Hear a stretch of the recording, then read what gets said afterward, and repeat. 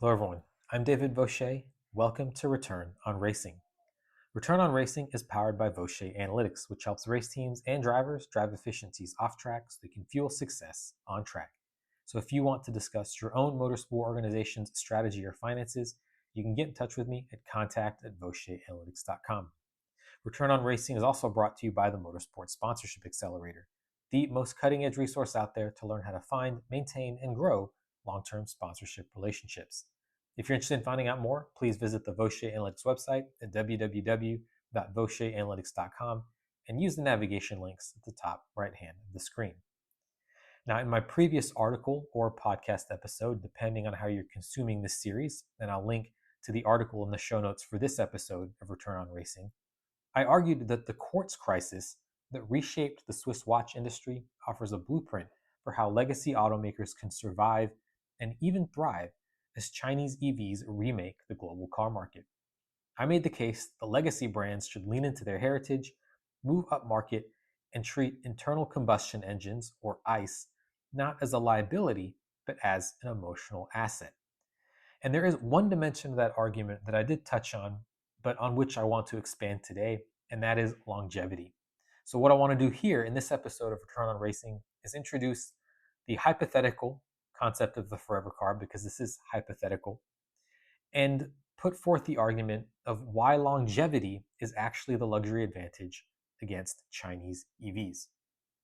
Now, a high-end mechanical watch can cost as much as a very exotic car, yet it can last multiple lifetimes with proper servicing, and that comparison is not trivial. If a luxury watch is worth 5 or 6 figures because it endures, then what does it say about luxury car pricing for a vehicle that is expected to depreciate to scrap within a few decades at most? And I say that because from the factory, that is the expectation unless one goes to the trouble of finding dedicated specialists, dedicated repair centers, and that is not easy to do. So in other words, it does feel strange that a watch with its limited utility and functionality could cost so much. So is watch pricing too high, or is car pricing too low, provided some long-standing assumptions are overturned? So I'm not talking about car prices being too low today under the current production assumptions. I'm talking about rethinking some of those assumptions to bring car pricing higher and outrunning that of mechanical watches. The asymmetry is not technological. It is philosophical, regulatory, and strategic. And rethinking it points directly to where legacy automakers can go next. So now let's talk about this concept of the forever car and really talk about the underlying concept that supports that, and that's durability is the ultimate luxury. A mechanical watch is valuable not because it is the most precise timekeeping device. That advantage vanished the moment quartz arrived, but rather because it is repairable. Springs and gears can be cleaned, oiled, regulated, and if needed, replaced. A quartz watch, if we're being rigorous, can also be serviced. That's true. But for the most part, a quartz watch is viewed as a cheap watch, eventually headed for an unceremonious end. This is a fundamental difference because longevity is the hidden engine of luxury. And in fact, before today's mass market luxury adoption, it was one of its pillars. So 100 years ago, say, luxury was luxurious because goods were made by a very limited pool of skilled craftspeople. Those craftspeople were working not really to a cost sheet, but just to do the best work possible. And so because these products were well made by trained people, they were of high quality and they lasted a long time. Now here's a quote for you, and this comes from perhaps the best reference one could find. This is Robert Dumas, ex-president of Hermes, which to me is really the leading luxury goods company in the world. And he said, "Luxury is that which can be repaired." A 1940s Patek Philippe, properly serviced, can still keep excellent time today, and it will still work 100 years from now. The value of that watch is as much in the permanence of it as the ingenuity it required to be conceived in the first place. So here is the strategic question, if that analogy holds. If a mechanical watch can be built to last a century and be priced with that capability in mind, why can't a Porsche, BMW, Lexus, Ferrari, or even a Ford be built to last a century also, and also be priced with that capability in mind?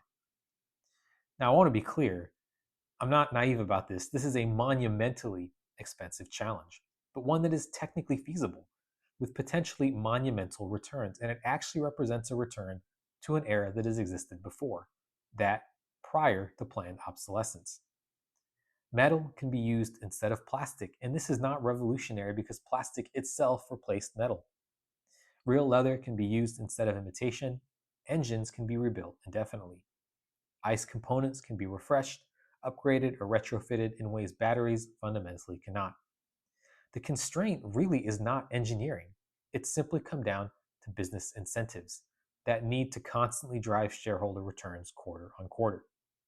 The moment an automaker chooses longevity, the economics shift completely. So clearly, if the engineering principles behind the building of a car change, it follows that longevity will lead to a different profit model. A car engineered to last a lifetime creates a flywheel of value that flies in the face of planned obsolescence, which was meant to keep people buying cars over and over. Longevity is different, but it presents its own advantages. First, there's an actual claim to being sustainable, as companies going down this path would essentially be shrinking to grow, producing less but at a higher margin. Speaking of those margins, they would be higher initially because buyers already understand why durable craftsmanship commands a premium. And this is why you see objects that are, as we'll say, normal or regular as a watch can go for tens or even hundreds of thousands of dollars. There's a whole marketing message that goes to support that, and longevity is one of the key foundations underpinning all of it. There's, of course, recurring revenue for multi-decade servicing, things like official restoration programs, part certification, and brand license upgrades. And this isn't so far-fetched because a lot of this is happening today already. There would also be additional opportunities to really lock in secondhand sales, keeping a customer within a brand ecosystem for a literal lifetime. Going back to mechanical watches, even though every one that you buy could theoretically be the last, there's a lot of buying in and out.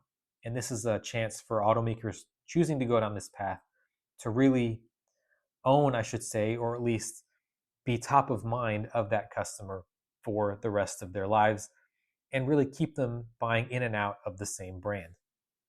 There would be stronger residual values, which reinforce brand prestige and desirability. And there's the possibility of a true collectible ecosystem, where cars become heirloom objects rather than depreciating appliances. This is precisely how the Swiss watch industry rebuilt itself after quartz. It reframed longevity as a luxury good in its own right, a source of emotional meaning that no competitor could cheaply copy.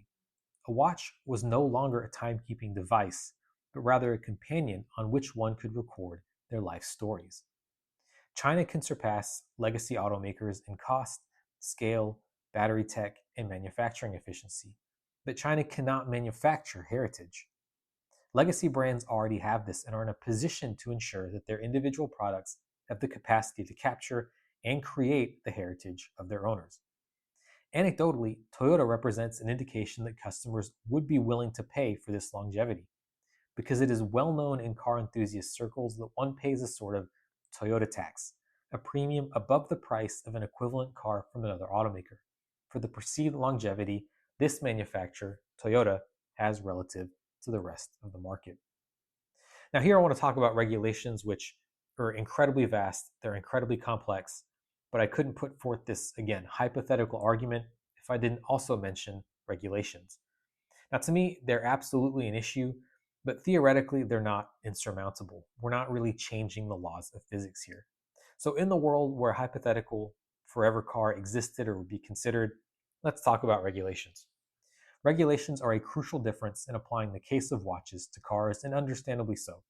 Regulations exist to protect both the environment and personal safety. However, there is usually enough flexibility to acknowledge a simple reality.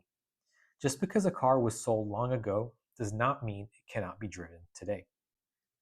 Governments routinely allow grandfathering, historic vehicle categories, retrofit pathways, and low volume exemptions. Furthermore, there are options already on the market today to modernize older cars. One of my favorite examples being how Porsche offers upgrade kits to the entertainment systems of 911s going back decades. Owners of forever cars would have to follow maintenance schedules to keep their cars running, so there would be plenty of opportunities to make sure they remain safe as well.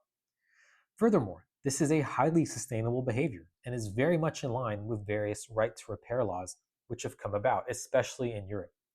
It's my hypothesis that if forever cars were legitimately presented as a means of making transportation more sustainable, in conjunction with EV adoption in other price segments, the appropriate regulations for allowing cars to be manufactured with a lifespan of possibly centuries, like a mechanical watch, could be worked out. And again, I realize this would be incredibly complicated. I don't think it would be insurmountable. So, to close this out, maybe the future of ICE isn't extinction, but rather immortality. EVs are not good, they're not bad. ICE is not good or bad. These are just technologies that are different for different use cases. Now, I've said this before, I need to say it again. Climate change is real, and transportation must evolve. But the path forward will not be singular. If we're talking legacy automakers, though, just as quartz did not eliminate mechanical watchmaking, and indeed, it actually ended up propelling it forward, even though that transition was incredibly painful for the industry, Chinese EVs and EVs generally should not and likely will not eliminate ICE. They will force ICE to rediscover its true value: mechanical permanence, emotional identity, motorsport provenance, craftsmanship, and longevity, of course. So the end game becomes clear. ICE will no longer be the default means of propulsion 50 years from now, 100 years from now. But it can become something far more defensible: heirloom engineering for true connoisseurs. And that is it for today's episode of Return on Racing. If you enjoyed these insights and want more of them delivered directly to you, please consider signing up for the Return on Racing newsletter. This is a newsletter that delivers quick, actionable insights to you periodically, with the idea being that you can apply them directly to your motorsport operations immediately.